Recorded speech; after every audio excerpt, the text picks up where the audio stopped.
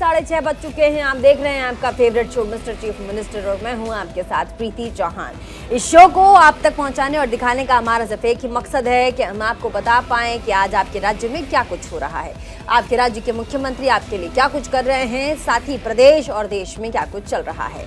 वो प्रधानमंत्री से लेकर मुख्यमंत्री तक ने आज क्या महत्वपूर्ण किया, उस सब खबर की तमाम जानकारी हम आपको देते हैं। उस खबर में हम ऐसी खबरों को आप तक पहुंचाते हैं जिसका सीधा सरोकार आपसे होता है। तो आज शुरुआत करेंगे मिस्टर चीफ मिनिस्टर से प्रधानमंत्री नरेंद्र मोदी के साथ।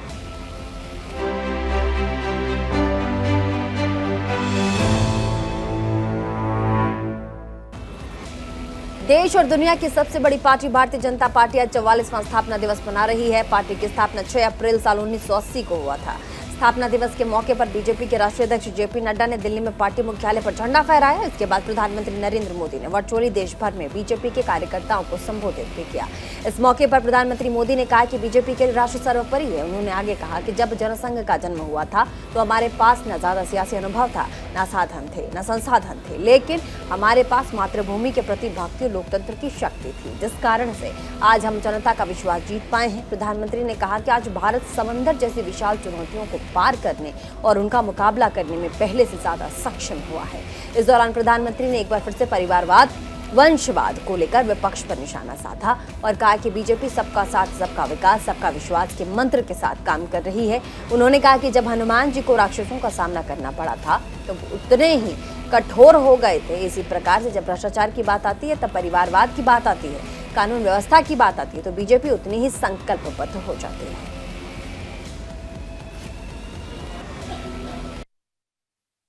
आज हम सभी अपनी पार्टी का स्थापना दिवस मना रहे हैं। मां भारती की सेवा में समर्पित प्रत्येक भाजपा कार्यकर्ता को इस शुभ अवसर पर बहुत बहुत बधाई देता हूं। भाजपा की स्थापना से लेकर आज तक जिन महान विभूतियों ने अपने खून पसीने से इस पार्टी को सींचा है, पार्टी को संवारा है, पार्टी को समृद्ध किया है, पार्टी को सशक्त किया है, देश के कोटि कोटि जनों की आवाज को बुलंद किया है, उन सभी को, छोटे से छोटे कार्यकर्ता से लेकर के वरिष्ठ पद पर से पार्टी की और देश की सेवा करने वाले सभी महानुभावों का मैं आज शीश झुका करके प्रणाम करता हूं।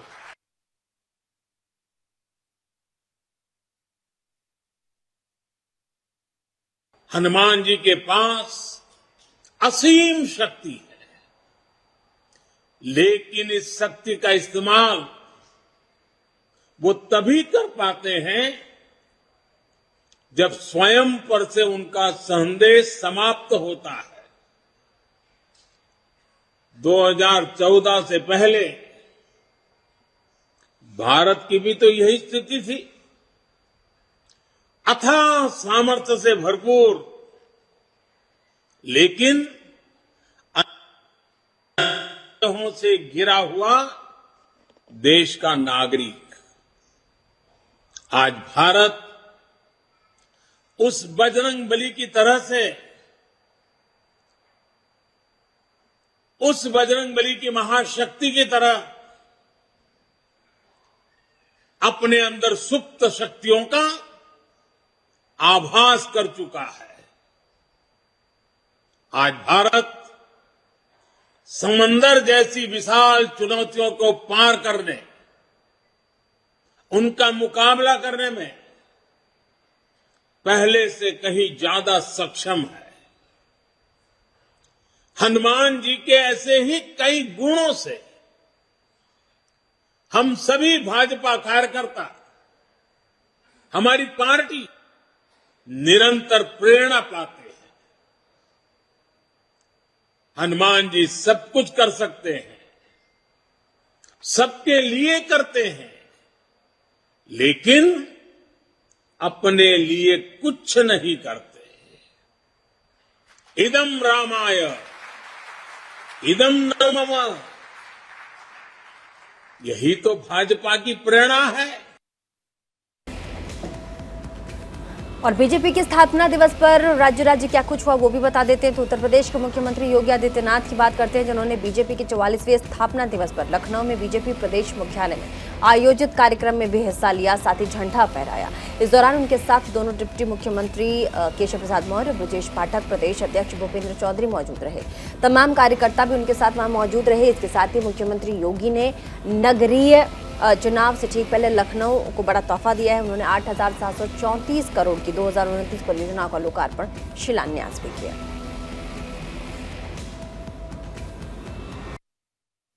आप सबको हनुमत जयंती की अपनी मंगलमय शुभकामनाएं देता हूं। हम सब जानते हैं आज दुनिया की सबसे बड़ी राजनीतिक पार्टी भारतीय जनता पार्टी के स्थापना दिवस भी है। यद्यपि सरकारी कार्यक्रम में राजनीतिक दल का नाम हम लोग नहीं लेते, लेकिन बिना भेदभाव के योजनाओं का लाभ समाज के विभिन्न तबके तक पहुंचाने का कार्य प्रधानमंत्री मोदी जी के नेतृत्व में, उनके मार्गदर्शन में भारतीय जनता पार्टी की डबल इंजन सरकार ने जिस ईमानदारी और प्रतिबद्धता के साथ यह कार्य आजाद भारत में पहली बार किया है, इसलिए हमें दुनिया के सबसे बड़े राजनीतिक दल और एक सामान्य नागरिक के जीवन में परिवर्तन लाने का जो अभियान पहली बार देखने को मिल रहा है, उसकी जो पृष्ठभूमि है और पंडित दीनदयाल उपाध्याय जी के अंत्योदय से प्रेरित होकर के आज आदरणीय प्रधानमंत्री मोदी जी के नेतृत्व में जिस ईमानदारी और प्रतिबद्धता के साथ ये कार्यक्रम आगे बढ़ रहे हैं, इसलिए मुझे आज भारतीय जनता पार्टी के 43 वर्ष की इस यात्रा के लिए भी मैं आप सबको हृदय से बधाई देता हूं, अपनी शुभकामनाएं देता हूं।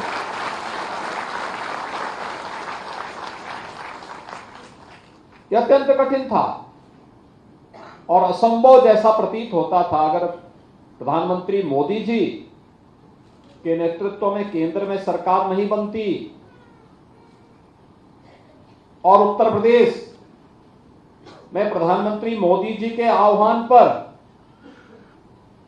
अगर भारतीय जनता पार्टी की सरकार नहीं बनती, तो जो लाखों लोगों के जीवन में परिवर्तन करने के लिए प्रधानमंत्री आवास योजना,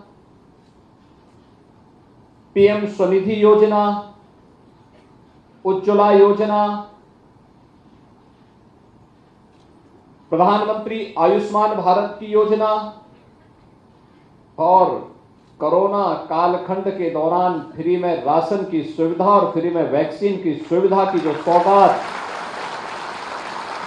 पूरे देशवासियों को और प्रदेशवासियों को प्राप्त हुई है। और इसी खबर पर हमारे साथ उत्तर प्रदेश से लखनऊ से संवाददाता विवेक तिवारी हमारे साथ जुड़ चुके हैं। विवेक जी, आज दिन भर बीजेपी के स्थापना दिवस पर राज्यों में कार्यक्रम रहा, जहां भी बीजेपी की सरकार है, ऐसे में उत्तर प्रदेश में भी देखा गया कि स्थापना दिवस बीजेपी का बहुत धूमधाम से वहां मनाया गया है। मुख्यमंत्री इस मौके पर मौजूद थे। आज किस संकल्प के साथ उत्तर प्रदेश में योगी सरकार इस स्थापना दिवस को मना रही थी? देखिए, स्थापना दिवस का कार्यक्रम तो जो होना था वो हो गया। सुबह जैसा आपने बताया कि ध्वजारोहण हुआ, फिर उसके बाद प्रधानमंत्री का उद्बोधन सुना गया, जिसमें मुख्यमंत्री, डिप्टी सीएम और तमाम पदाधिकारी भारतीय जनता पार्टी के मौजूद थे। और उसके बाद एक वॉल राइटिंग कैंपेन शुरू हुआ जिसका नाम है एक बार फिर से भारत भाजपा सरकार। तो कुल मिलाकर के आज का जो दिन था स्थापना दिवस को मनाने के साथ साथ 2024 की कैंपेनिंग को शुरू करने का भी दिन था। ऐसा लगता है कि बीजेपी ने 2024 के लिए कैंपेनिंग आज से शुरू कर दी है और आने वाले दिनों में उत्तर प्रदेश में भारतीय जनता पार्टी की जो सरकार है केंद्र की, उसके तमाम मंत्री उत्तर प्रदेश में दौड़ते हुए दिखाई देंगे। कल ही अमित शाह का आगमन आजमगढ़ और कौशाम्बी में हो रहा है। जो पहले दौर की जो कैंपेनिंग है, चाहे वो सरकारी कार्यक्रम हो चाहे वो संगठन के कार्यक्रम हो, दोनों में आपको भारतीय जनता पार्टी 2024 के प्रचार में उतरती हुई दिखाई देगी। ये माना जा रहा है कि पहले राउंड में उन 14 सीटों पर भारतीय जनता पार्टी फोकस करेगी जो 2019 में वो हार गई थी, जिसमें से आजमगढ़ की भी एक सीट है। यहाँ पर कल मुख्यमंत्री योगी आदित्यनाथ और केंद्रीय गृह मंत्री अमित शाह कल आपको दिखाई देंगे। कुछ कार्यक्रमों का उनको लोकार्पण उद्घाटन करना है, खिलाड़ियों का सम्मान करना है, तो किसी न किसी जरिए से, किसी न किसी बहाने से, चाहे वो सरकारी योजनाओं का शिलान्यास हो, उद्घाटन हो या फिर दूसरी चीज़ें हो, भारतीय जनता पार्टी के जो केंद्र सरकार के मंत्री हैं वो आपको उत्तर प्रदेश में दिखाई देंगे। तो आज का जो दिन था, स्थापना दिवस के साथ साथ भारतीय जनता पार्टी ने 2024 की कैंपेनिंग भी शुरू कर दी। 2024 की तैयारी और साथ ही आपने जैसा कहा कि आज के साथ आज के दिन के साथ स्थापना दिवस की तैयारी के साथ साथ 24 की कैंपेनिंग भी आज देखी जा सकती है। तो ऐसे में कैंपेनिंग की बात आप कर रहे हैं तो ये तो केंद्र सरकार की तरफ से, राज्य सरकार की तरफ से, दोनों तरफ से किया जा रहा है। तो अब 2024 के लिए तैयारी कितनी पुख्ता दिखाई पड़ती है, क्योंकि स्टार्ट तो कैंपेनिंग कर दी गई है लेकिन उस हिसाब से तैयारी भी दिखनी चाहिए। जी, तैयारी बिल्कुल है। भारतीय जनता पार्टी का जो प्रदेश का संगठन था वो तैयार कर लिया गया है। उसके पदाधिकारियों कार्यकारिणी की घोषणा कर दी गई है, जिला अध्यक्ष तैनात कर दिए गए हैं, क्षेत्रीय अध्यक्ष तैनात कर दिए गए हैं। तो जो एक ग्राउंड वर्क होता है वो तैयार है भारतीय जनता पार्टी का। और जैसा मैंने बताया कि जो हारी हुई 14 लोकसभा की सीटें थी उस पर जो प्रदेश के मंत्री हैं उनका एक राउंड का दौरा हो चुका है। अब बारी है केंद्र सरकार के मंत्रियों की, वो वहां पर जाएंगे। फिर उसके बाद कुछ सीटों पर प्रधानमंत्री को भी लगाया जाएगा, वो उनका भी आगमन आप उत्तर प्रदेश में देखेंगे। तो जो ग्राउंड वर्क है वो बीजेपी का पूरी तरह से तैयार है। संगठन चाक चौबंद है।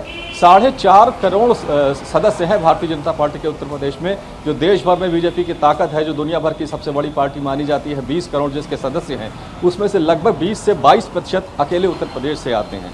तो यहाँ भारतीय जनता पार्टी को ना संसाधनों की कमी है, ना कार्यकर्ताओं की कमी है। सिर्फ कैंपेन को एक दिशा देनी है और उसकी तैयारी कर ली गई है और कैंपेन भी आज से शुरू हो गई है। बहुत बहुत शुक्रिया हमारे साथ विवेक जी, आप हमारे साथ जुड़े, तमाम मुद्दों पर, सवालों पर आपने अपनी बात रखी। आगे बढ़ेंगे हमारे साथ। अब बात करेंगे मध्य प्रदेश के मुख्यमंत्री शिवराज सिंह चौहान की, जिन्होंने भोपाल में भी बीजेपी कार्यालय में बीजेपी के 44वें स्थापना दिवस पर आयोजित कार्यक्रम में शिरकत की, जबकि प्रदेश अध्यक्ष वीडी मिश्रा ने झंडा फहराया। इस मौके पर मुख्यमंत्री शिवराज सिंह चौहान ने कार्यकर्ताओं को संबोधित किया और सबसे पहले मुख्यमंत्री शिवराज सिंह चौहान ने सबको हनुमान जयंती की शुभकामनाएं भेजी। कहा कि आज यहाँ प्रधानमंत्री नरेंद्र मोदी के वैभवशाली, शक्तिशाली, संपन्न भारत के निर्माण के संकल्प को पूरा करने के लिए सभी कार्यकर्ता जुटे हैं। तो वहीं निश्चित तौर पर कोई काम कठिन नहीं है। प्रधानमंत्री मोदी के नेतृत्व में देश विकास की राह पर है। उन्होंने आगे कहा कि राष्ट्र प्रथम, फिर पार्टी और बाद में हम। इस भाव से बीजेपी काम करती है। 20वीं सदी की पार्टी जनता की आशाओं, आकांक्षाओं के प्रतीक हमारी पार्टी जनसेवा का काम करती है। और इससे पहले बीजेपी कार्यालय में मुख्यमंत्री और प्रदेश अध्यक्ष के अलावा वहां मौजूद सभी पदाधिकारियों, कार्यकर्ताओं ने प्रधानमंत्री मोदी के भाषण को सुना। ये मध्य प्रदेश है, यहाँ की बहनों के लिए हमने लाडली बहना योजना बनाई और हमने तो सोचा था कि रजिस्ट्रेशन कराने में बड़ी मेहनत करनी पड़ेगी, बहुत समय लगेगा, 30 अप्रैल तक पूरा जोर लगाना पड़ेगा। लेकिन कार्यकर्ताओं ने इस अभियान को भी हाथ पाथ उठाया और ये जनता का अभियान बन गया। 57 लाख बहनों का रजिस्ट्रेशन हो गया। आज तारीख है 6 तारीख तक ही 57 लाख बहनों का रजिस्ट्रेशन करवा के हम दे चुके हैं। ये मध्य प्रदेश है जहां 10 लाख लोगों को स्ट्रीट वेंडर योजना का लाभ दिया जा चुका है। ये अपना मध्य प्रदेश है जहां हर महीने हम रोजगार दिवस मनाते हैं और 2.5 लाख नौजवानों को बैंकों से लोन दिला के और ब्याज की सब्सिडी देके हम उनको रोजगार से लगाने का काम करते हैं। ये मध्य प्रदेश है जहां 1 लाख बच्चों को इसी साल मुख्यमंत्री उद्यम क्रांति योजना का लोन दिया जा रहा है। ये मध्य प्रदेश है जहां 1,24,000 पदों पर, सरकारी पदों पर भर्ती की प्रक्रिया जारी है। ये मध्य प्रदेश है जहां हमने तय किया है मुख्यमंत्री कौशल कमाई योजना और 1 लाख बच्चों को हम जून जुलाई के महीने से 8,100 रुपया महीना काम सीखने के देने का प्रारंभ करने वाले हैं। तो एक बीमारू राज्य, एक गरीब राज्य आज कहां पहुंचा, मैं और आंकड़ों पे अभी नहीं जा रहा, लेकिन उसका दिग्दर्शन है प्रधानमंत्री जी के मार्गदर्शन में हम तेजी से आगे बढ़ रहे हैं। और मुझे आनंद और प्रसन्नता ये है कि मध्य प्रदेश की सरकार न केवल विकास के लिए बल्कि जनता के कल्याण के कामों में अपने कार्यकर्ताओं के माध्यम से जी जान से लगी हुई है, क्योंकि ये मध्य प्रदेश है जहां कार्यकर्ताओं ने सीएम जन सेवा के शिविर लगाए और 83 लाख नए नाम अलग अलग योजनाओं में जुड़वा दिए। ये मध्य प्रदेश है जहां विकास की यात्रा केवल सरकारी नहीं थी, कार्यकर्ताओं पर सम्मिलित था और जनता को लाभान्वित करने का काम किया। तो अनेकों अभियान मेरे मित्रों चल रहे हैं प्रधानमंत्री जी के नेतृत्व में और माननीय नड्डा जी के नेतृत्व में पार्टी और सरकार निरंतर आगे बढ़ रही है और मध्य प्रदेश भी उसी राह पर चल रहा है। इसलिए आनंद और प्रसन्नता के साथ आज मैं प्रदेश के सभी कार्यकर्ताओं को पार्टी के स्थापना दिवस पर बहुत बहुत बधाइयां देता हूं। लेकिन भूलना मत, प्रधानमंत्री जी ने भी कहा है, ये भारतीय जनता पार्टी का मूल मंत्र है, राष्ट्र प्रथम, उसके बाद पार्टी और अंत में मैं। पार्टी और सरकार मेरे लिए ये नहीं है, हम राष्ट्र के लिए हैं। और इसलिए आइए राष्ट्रीय निर्माण के महायज्ञ में अपना योगदान देते हुए और मध्य प्रदेश को आगे बढ़ाते हुए हम आगे चलते जाएं, प्रदेश को आगे बढ़ाते जाएं, जनता को सुखी करते जाएं और भारतीय जनता पार्टी जिन उद्देश्यों के लिए बनी है उसकी पूर्ति करते जाएं। और अब बात उत्तराखंड की कर लेते हैं। यहाँ पर देहरादून में मुख्यमंत्री पुष्कर सिंह धामी ने भी बीजेपी के 44वें स्थापना दिवस पर बीजेपी प्रदेश कार्यालय पहुंचकर ध्वजारोहण किया। इसी के साथ प्रदेश के तमाम बीजेपी कार्यकर्ताओं को संबोधित भी किया और कहा कि प्रधानमंत्री मोदी के नेतृत्व में बीजेपी लगातार सेवा भाव से राष्ट्र कल्याण का काम कर रही है। 6 अप्रैल साल 1980 से लेकर आज तक की यात्रा राष्ट्र सेवा, राष्ट्र पुनर्निर्माण के लिए रहा है। मुख्यमंत्री धामी ने आगे कहा कि इस काल खंड में कई ऐसे फैसले हैं जिनसे जनमानस का कल्याण हुआ है। उन्होंने ये भी कहा कि हम भाग्यशाली हैं कि हम ऐसे संगठन के सदस्य हैं जिसमें राष्ट्र प्रथम, संगठन द्वितीय, व्यक्ति अंतिम है, जबकि दूसरी पार्टी में भी कार्यकर्ता पदाधिकारी होते हैं और चुनाव के मुद्दे होते हैं। उनमें और हम में अंतर ये है कि हमारे लाखों करोड़ों कार्यकर्ता एक ध्येय को लेकर काम करते हैं। इस दौरान उन्होंने प्रदेशवासियों को हनुमान जयंती की शुभकामनाएं भी दी।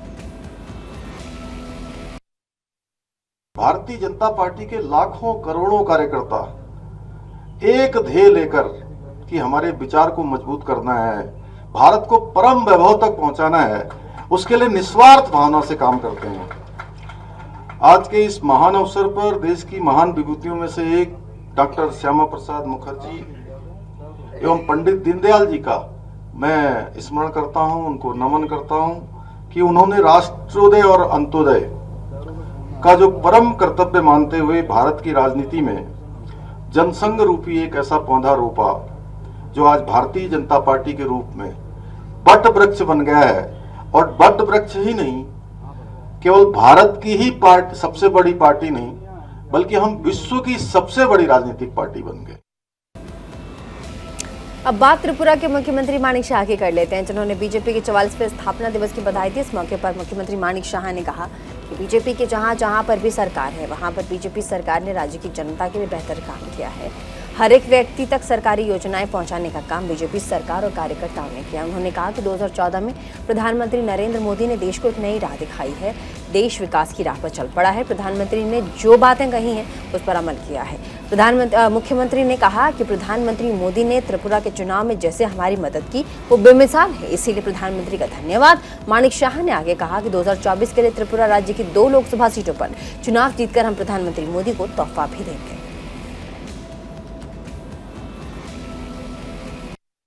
हमारे लिए बहुत बड़ी दिन है और 43 इयर्स हो गया भारतीय जनता पार्टी का ये स्थापना दिवस। और ये देखिए हमारा पूर्वसूरी जो है जनसंघ जो हमारा डॉक्टर श्यामा प्रसाद मुखर्जी, तब उनको जनसंघ हम लोग बोलते थे, और इसके लेके 1980 में जब अटल बिहारी जी भारतीय जनता पार्टी का स्थापना की, तब से अब तक जिस तरह भारतीय जनता पार्टी का सरकार जहाँ जहाँ बनी है वहाँ इस तरह देश के लिए, खास करके जनता के लिए, जो अंतिम व्यक्ति है उनके लिए जिस तरह काम किए, और 2014 के बाद यशस्वी प्रधानमंत्री नरेंद्र मोदी जी जिस तरह एक आशा का किरण दिखाए, खाली नहीं दिखाए, वो इम्प्लीमेंट भी किए। और अब बात छत्तीसगढ़ के मुख्यमंत्री भूपेश बघेल के, जिन्होंने बीजेपी के 44वें स्थापना दिवस पर प्रधानमंत्री मोदी के हनुमान की दुष्टों का नाश करते थे, वैसे भाजपा दुष्टारियों का, भ्रष्टाचारियों का नाश करती है। इस बयान पर पलटवार किया। उन्होंने कहा कि हनुमान जी तो सबके हैं, ज्ञान, शक्ति और भक्ति के भंडार हैं, उनके बराबर कोई नहीं।